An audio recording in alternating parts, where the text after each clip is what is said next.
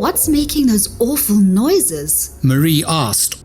All the hairs on her body were standing up and she hugged herself. God, it's like nothing I've ever heard before. Cynthia regarded her charge with a sympathetic smile and rubbed her arm to comfort her. Don't let it worry you, she said. You're safe down here with me. Safe from what, Cynthia? A loud bang sounded directly above where they stood, making them both jump. I hate not knowing what's going on, and I want to get to my kids. They're okay, I promise you. In fact, they're the safest out of the entire town. The teachers at the school made sure of that. Marie sighed in frustration. Cynthia was being deliberately vague, and she was starting to lose patience. Please stop being so obscure. I mean no disrespect, but it feels like you're keeping something from me and I want to know what it is. What is going on outside with that weird mist, and why are we locked down here behind a goddamn steel door, Cynthia? Do you know who's inside the shop? Because it sounds like they're making a mess. Cynthia remembered Sally telling her that if something ever happened before winter solstice, and she was with Jim's wife at the time, that she was only allowed to share the truth if she felt she had to. Otherwise, she was not to tell Marie anything until she found her way back to Jim. But Cynthia had always had a very powerful gift of intuition, to the point that she did private tarot readings in her spare time and was called the town's resident psychic. Her gift had revealed the Kawatha to her the day she turned 13, and after getting over her shock, she'd eagerly become a friend first and then an ally when she was old enough to be trusted with the town's secrets. Right now, her gut was telling her quite strongly that because of what the Bagadons had started prematurely today, it was time Marie heard the truth about her husband, the Kawatha, and the importance of Hallow Grove. She already knew quite a bit from her own research, but she didn't know everything. Marie, please sit down. There's something I need to tell you. I don't want to sit.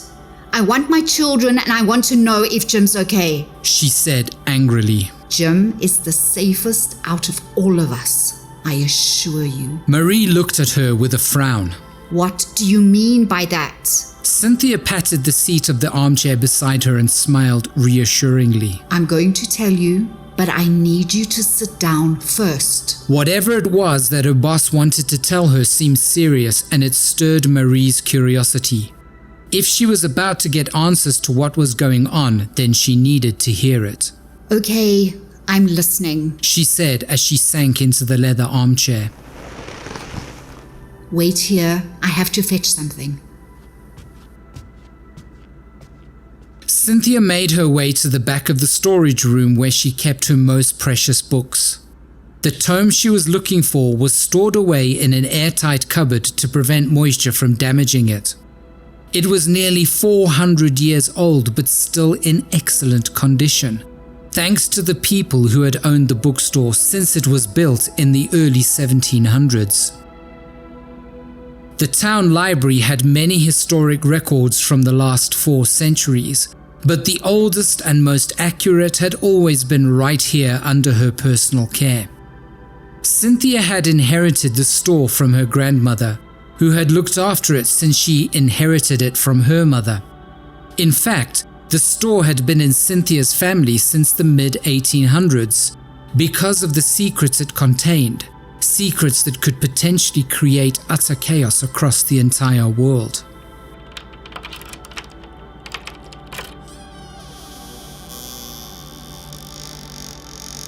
She opened the cupboard with an old key that always hung around her neck and immediately spotted the tome she wanted. Bound in red and black leather with beautiful finishes and etchings in the dark cover, its crackling pages were filled with exquisite drawings, paintings, and elegant script that revealed the secrets of the forest and those that lived within. It was also very heavy, so she pulled it out and laid it on the clean floor before closing and locking the cupboard again.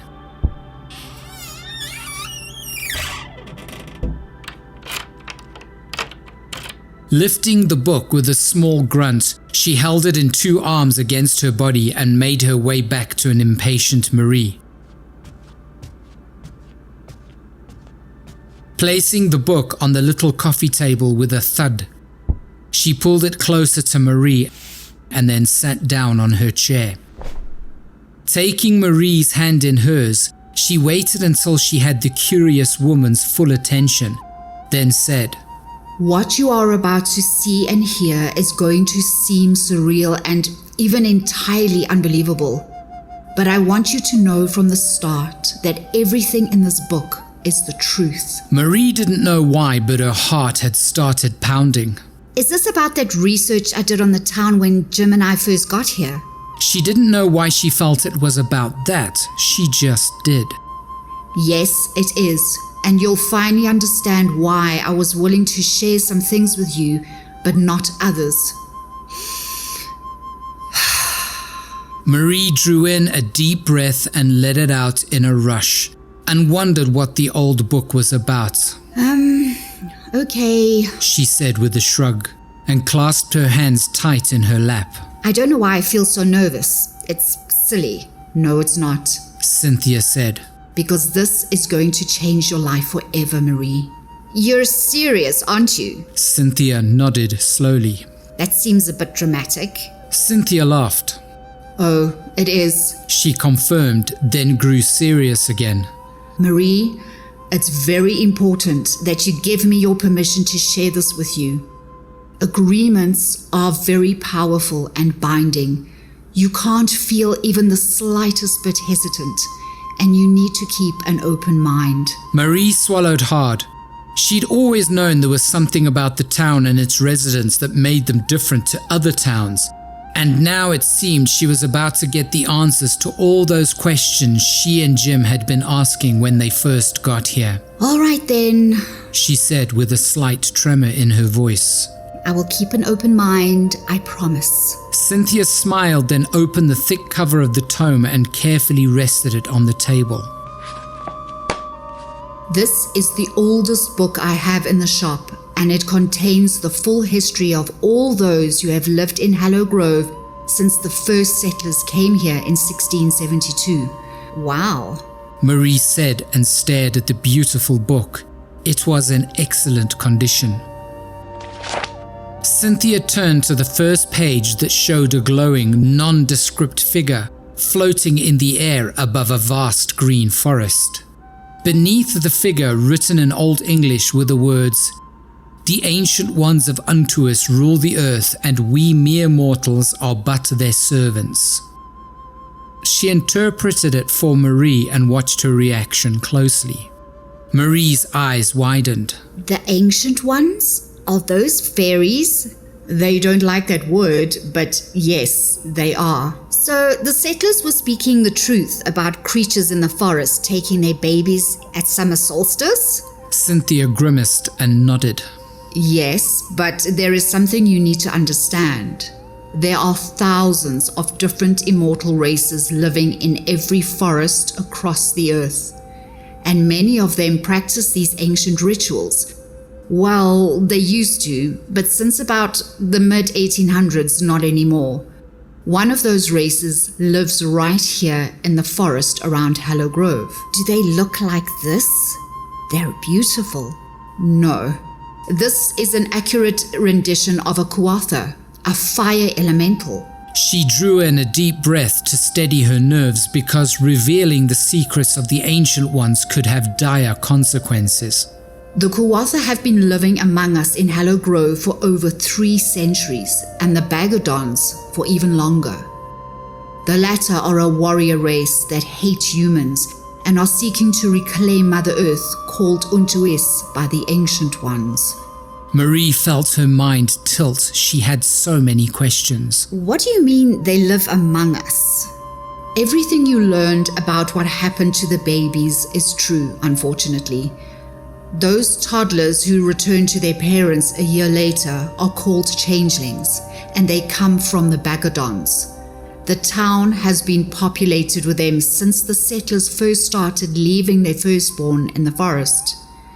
This was a sacred agreement made between the settlers and the Bagadons to allow humans to live in their territory. My God. Marie whispered. I don't know what to say.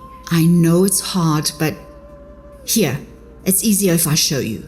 For the next 10 minutes, Cynthia shared the history of Hallow Grove with Marie and told her how the Kuatha, Bagadons, and humans came to live together in the town and why. And when she got to a particular page about halfway through the book that showed another glowing figure holding a big staff of black ebony above his head, she paused and waited for Marie to process what she'd heard so far before turning her entire world upside down. Fortunately, the younger woman had prepared herself to hear about the Ancient Ones because of her in-depth research. But when it came to the Aeon, her marriage and her personal life and the lives of her children would never be the same again. And Cynthia prayed to the goddess that the truth about Jim would not destroy Marie's already compromised mind. Marie stood up to pace. She'd always done her thinking that way. Then stopped and stared up at the ceiling when she heard more scrapes and bumps.